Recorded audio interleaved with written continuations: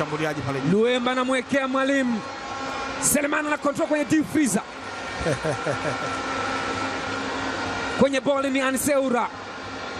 Dangerous attack Simba Sports Club. Anseura anaweka cross ndani, Mwalimu! Ni Selemani Mwalimu, lakini Kasim Panga anasema sio goli.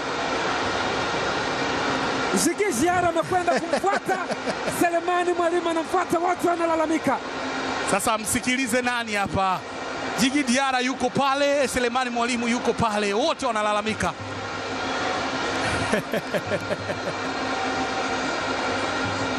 Selemani Mpanga amenyanyua shuka lake. Steve Barker hana muda wa kubishana. Tazama namna ambavyo Simba walienda kuataka.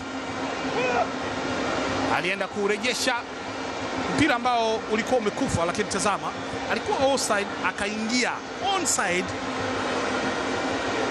Kaluka kaukosa, akaucheza ukaenda kwenye net, lakini mwamuzi msaidizi akaenda kusema kwamba tayari alikuwa amejenga kibanda. Amenyanyua shuka lake hapa. Benchi la Simba limenyanyuka na kwenda kumuuliza nini kimetokea. Selemani Mwalimu na akawa top scorer wa PBZ. Hii ni pasi ambayo ilitengenezwa kwake kwenye mpira mmoja ukaokolewa. Hapa ndipo ambapo Yanga walikuwa wanasema ameshika mpira.